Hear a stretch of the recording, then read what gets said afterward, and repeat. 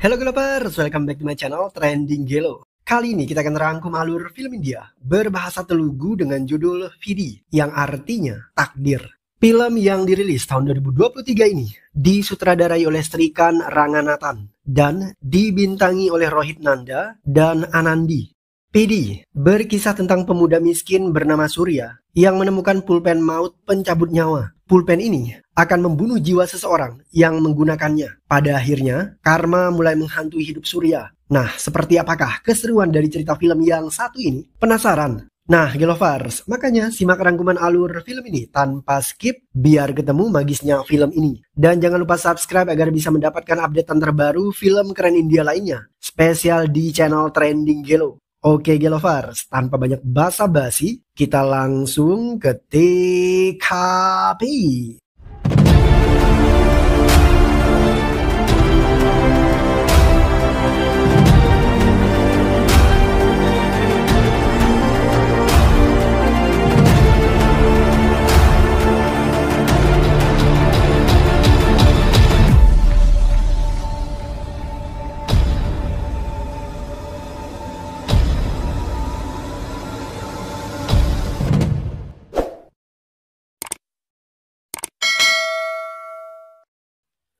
Surya mencari pekerjaan di kota. Pemuda yang satu ini buta huruf. Beruntung, Surya punya teman masa kecil yang bisa mencarikannya pekerjaan. Gadis itu bernama Pallavi. Surya kemudian bekerja sebagai buruh pabrik di perusahaan di mana Pallavi bekerja. Ketika berada di kota, Surya tinggal di sebuah kontrakan kecil bersama dengan dua orang temannya, yaitu Cintu dan Manoj. Kontrakan itu disediakan khusus oleh perusahaan. Hari pertama bekerja, Surya begitu sembrono. Dia menjatuhkan karung beras dan mengenai karyawan lainnya. Akibat hal itu, Surya tidak disenangi oleh mandornya yang bernama Chiru. Suatu malam, Pallavi dan Surya jalan berdua. Mereka ternyata saling mencintai, meskipun Surya belum sempat menyatakan perasaan cintanya kepada Pallavi. Pallavi dan Surya juga teman baik sejak kecil. Mereka sangat akrab hingga dewasa. Ketika jalan-jalan, Surya justru menemukan pulpen. Benda itu terjatuh dari atas dan menimpa pundaknya. Surya kemudian mengambil pulpen itu karena pulpen tersebut berukir emas. Ia berharap benda itu bisa dijual dan menghasilkan uang. Pallavi tersenyum melihat tingkah Surya. Dia tahu jika pulpen itu bukanlah terbuat dari emas sungguhan dan pasti tidak ada harganya. Tidak lama berselang, Pallavi merintih kesakitan. Dia menahan rasa sakit di area pinggangnya. Surya segera membawa Pallavi ke rumah sakit. Dan menurut dokter, Pallavi menderita penyakit ginjal. Dia harus rutin cuci darah dan satu-satunya cara menyembuhkan Pallavi adalah dengan melakukan cangkok ginjal. Tetapi tidak mudah menemukan donor ginjal. Pallavi harus antri dan biayanya juga tidak murah. Nah, sejak hari itu, Surya bertekad untuk menabung agar bisa cangkok ginjal untuk Pallavi. Surya pulang ke rumah kontrakannya. Di sana dia bertemu dengan Chiru. Surya bermaksud menjual pulpen yang dia temukan kepada mandornya Chiru. Ia menawarkan harga Rp4.000. Chiru tertawa. Mana ada harga pulpen semahal itu? Lagi pula, lapisan emas di pulpen itu adalah emas tiruan. Chiru kemudian mengambil pulpen tersebut. Dia mencatat jumlah beras bulog yang diangkut oleh para karyawan siang hari tadi. Surya berusaha untuk meminta pulpennya kembali, tetapi Chiru tidak mau mengembalikannya. Menurut Chiru, orang buta huruf seperti Surya tidak pantas punya pulpen. Surya terdiam. Dia tidak berani melawan mandornya itu. Keesokan harinya, Surya dan teman-temannya terkejut setelah mendengar berita tentang kematian Chiru. Mandor jahat itu tewas gantung diri. Para pekerja segera menghubungi polisi. Di samping mayat Chiru, Surya melihat pulpennya. Dia secara diam-diam mengambil kembali pulpen tersebut tanpa ketahuan polisi. Ibu Surya namanya Minama. Malam itu Minama menelpon putranya. Dia khawatir dengan keadaan Surya di kota. Surya bilang jika dia baik-baik saja. Ibunya tidak perlu khawatir. Setelah menelpon, Surya masih mendengar pembicaraan ibunya dari kejauhan. Kebetulan malam itu ibu Surya datang ke rumah tuan tanah yang kaya raya di desanya. Ibu Surya tinggal di kontrakan milik tuan tanah tersebut. Dia tidak punya uang untuk membayar. Tuan tanah bilang jika Minama tidak mampu membayar, maka wanita itu punya dua pilihan. Pertama, dia harus menjual tanah warisan mendiang suaminya dengan harga yang murah. Dan pilihan yang kedua, Minama harus menemani tuan tanah itu tidur.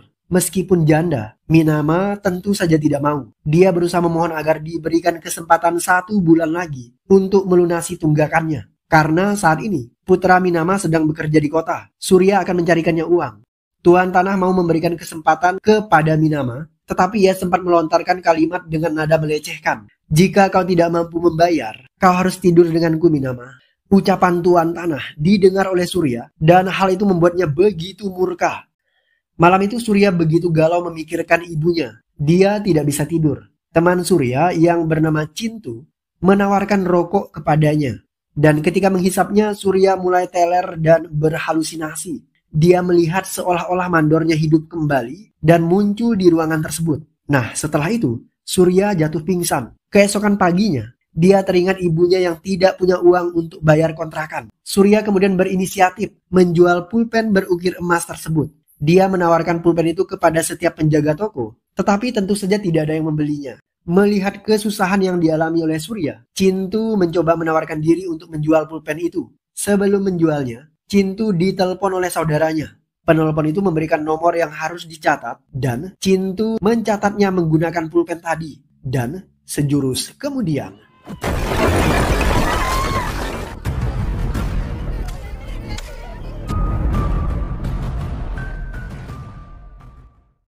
Cintu tewas tertimpa batako yang terjatuh dari lantai atas. Pulpen pencabut nyawa itu tergeletak tepat di samping mayat Cintu. Surya sadar jika pulpen itu membawa kematian bagi mereka yang menggunakannya. Surya segera mengamankan benda itu.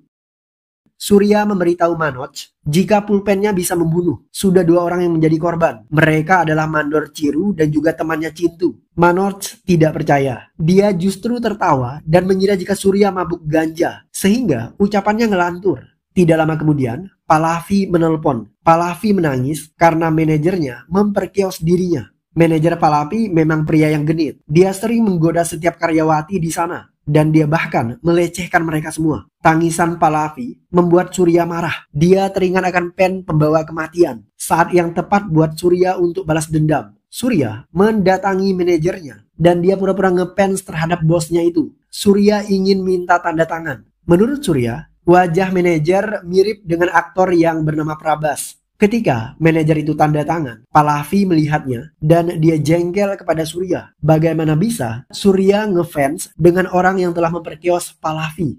Setelah mendapatkan tanda tangan dari manajernya, Surya mengikuti pria itu. Dia ingin memastikan apakah pulpennya bisa membunuh atau tidak. Dan benar saja, ketika menyeberang jalan, manajer ini justru tertabrak dan tewas seketika. Sekarang Surya yakin dengan kekuatan pulpen maut itu. Dia merasa puas dan senang karena dendamnya telah terbalaskan. Setelah manajer genit itu tewas, Surya berniat membunuh tuan tanah yang ada di desanya. Surya segera pulang kampung. Setibanya di sana, Surya memberikan pulpen kepada tuan tanah. Dia meminta tanda tangan dengan alasan Surya berniat menjual tanah warisan mendiang ayahnya. Tuan tanah tidak curiga. Dia tertipu dan justru merasa senang. Kemudian memberikan tanda tangan dan sejumlah uang kepada Surya sebagai ganti rugi tanahnya. Setelah mendapatkan uang dari tuan tanah yang meninggal, Surya kembali ke kota. Dia membawa ibunya ikut serta. Selama di kota, ibu Surya menginap di rumah Pallavi, sementara Surya tinggal di rumah kontrakannya bersama Manoj. Ibu Surya ternyata sangat menyukai Pallavi. Dia berharap wanita itu bisa menikah dengan putranya. Minama kemudian memberikan Pallavi gelang emas. Dia akan menikahkan Pallavi dan Surya jika penyakit Pallavi sembuh. Karena saat ini, Surya sedang fokus mencari uang untuk biaya cangkok ginjal buat Pallavi.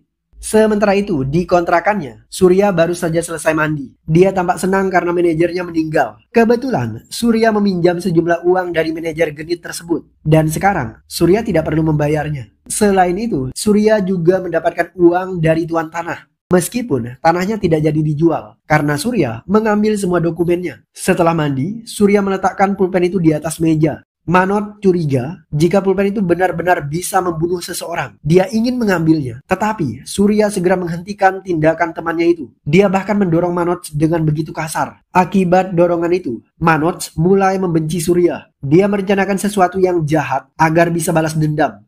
Sementara Surya, dia kembali menghisap ganja. Ketika Surya tidak sadarkan diri, Manoj menghubungi bosnya, yaitu Tuan Peraya. Tuan Peraya adalah pemilik pabrik di mana Surya bekerja. Kebetulan, Tuan Peraya berteman baik dengan manajer genit yang tewas akibat bunuh diri. Manoj kemudian menjelaskan kepada Peraya bahwa manajer genit itu tidak bunuh diri, tetapi tewas karena pulpen tersebut. Peraya kemudian datang ke kontrakan Surya dan menghajar pemuda itu hingga babak belur, dan dia bahkan merampas pulpennya.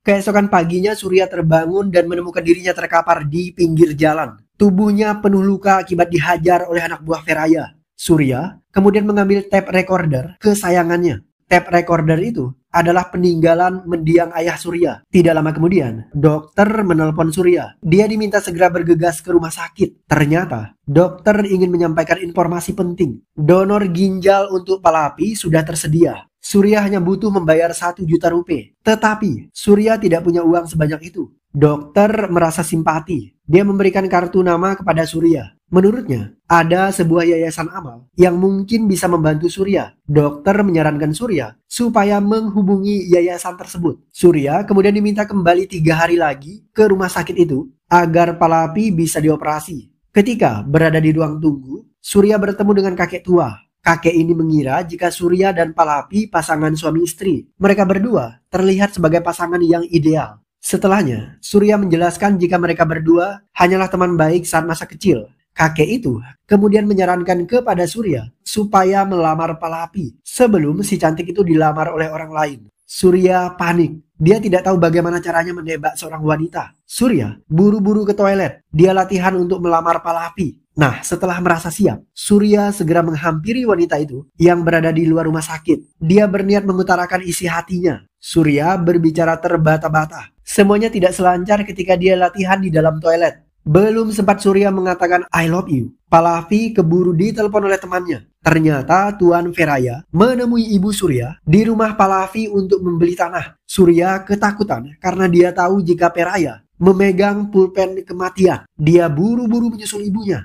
Setibanya di sana, Surya melihat ibunya sedang menandatangani sebuah dokumen menggunakan pulpen kematian. Surya hanya bisa terdiam. Semuanya sudah terlambat. Ibu Surya sengaja menjual tanah warisan itu demi membiayai cangkok ginjal calon menantunya Palapi. Dia tidak sadar jika nyawanya sedang diincar oleh malaikat kematian. Ibu Surya akhirnya meninggal dunia. Dia tewas gantung diri di kamarnya. Surya merasa begitu terpukul atas kejadian tersebut. Dia kemudian membunuh Tuan Feraya dan anak buahnya.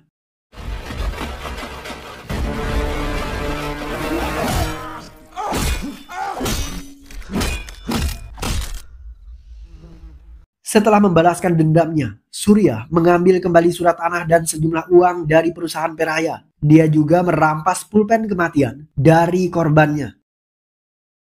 Setelah itu Surya pulang ke rumahnya. Dia berlumuran darah yang membuat Manoj ketakutan. Surya membersihkan tubuhnya dan kemudian keluar dari kamar mandi. Manoj ketakutan. Dia berusaha untuk minta maaf. Tetapi Surya tidak mau memaafkan temannya itu. Karena ulah Manoj, ibu Surya meninggal dunia. Surya kemudian memaksa Manoj menulis sesuatu menggunakan pulpen kematian. Dan setelah itu Manoj ditemukan tewas gantung diri. Surya dan Palapi menemui dokter. Mereka siap melakukan cangkok ginjal. Sejumlah uang juga sudah disiapkan oleh Surya. Tetapi sayang, kali ini donor ginjal tidak diberikan oleh pihak rumah sakit kepada Palapi, melainkan kepada anak kecil yang bernama Pari. Surya marah karena dokternya ingkar janji. Tetapi dokter itu menjelaskan bahwa dirinya tidak mengubah keputusan itu. Yang melakukan itu adalah pimpinan rumah sakit. Ternyata Pari bukanlah anak sembarangan. Dia anak orang kaya yang super tajir dan bisa menyuap rumah sakit itu. Sehingga donor ginjalnya diberikan kepada Pari. Padahal seharusnya itu menjadi milik Palapi. Surya tidak terima. Dia mulai merencanakan sesuatu yang jahat untuk menyingkirkan Pari.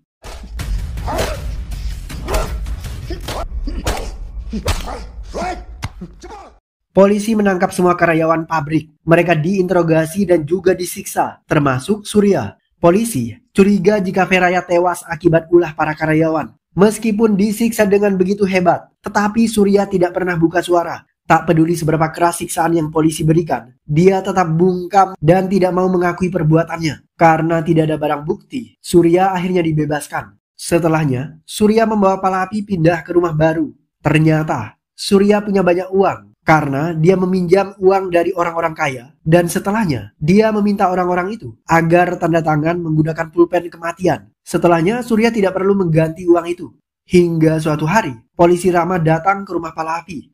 Polisi ini baik hati. Kebetulan dia satu kampung dengan Surya. Polisi Rama berpesan agar Surya dan Palapi berhati-hati karena kematian yang terjadi selama ini selalu ada kaitannya dengan Surya. Polisi Rama takut suatu hari nanti Palapi atau bahkan Surya akan menjadi korban pembunuhan selanjutnya. Selain memperingatkan Surya, polisi Rama juga berpesan agar Surya berhati-hati terhadap polisi karena saat ini polisi mencurigai gerak-gerik Surya. Surya harus menyiapkan jawaban yang tepat jika suatu hari nanti dia akan diinterogasi oleh polisi.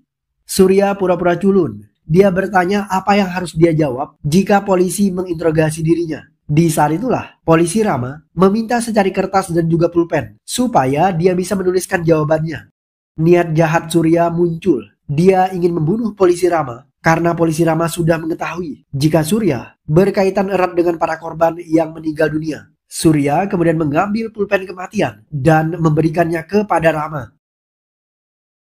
Keesokan harinya, polisi Rama dikabarkan tewas karena kecelakaan mobil. Hal ini membuat Palapi sadar jika Surya memang berbahaya. Dia teringat akan pulpen yang diambil oleh Surya. Tidak lama berselang, Palapi ditelepon oleh pihak rumah sakit. Perawatnya bilang jika Palapi akan segera dioperasi karena si kecil pari yang seharusnya mendapat donor saat ini sudah meninggal dunia. Jadi Palapi akan menggantikan posisi pari untuk mendapatkan donor ginjal. Palapi sadar jika Pari pasti tewas dibunuh oleh Surya. Seketika, Surya pulang dan ia segera masuk ke dalam kamar. Palapi curiga, ia mulai mengintip. Di saat itulah, Palapi melihat Surya menyimpan pulpen kematian di dalam sebuah kotak. Palapi sadar jika saat ini, Surya sudah berubah menjadi seorang monster. Malam harinya Surya terbangun. Dia melihat tape recorder kesayangannya ada di atas meja. Di sana ada sebuah kaset. Surya menyetel tape recorder itu dan ternyata isinya adalah suara rekaman Palapi. Palapi mengatakan bahwa dia tahu semua yang dilakukan oleh Surya dan dia sadar kenapa Surya selama ini berubah menjadi monster pembunuh. Semua itu terjadi karena cinta Surya kepada Palapi.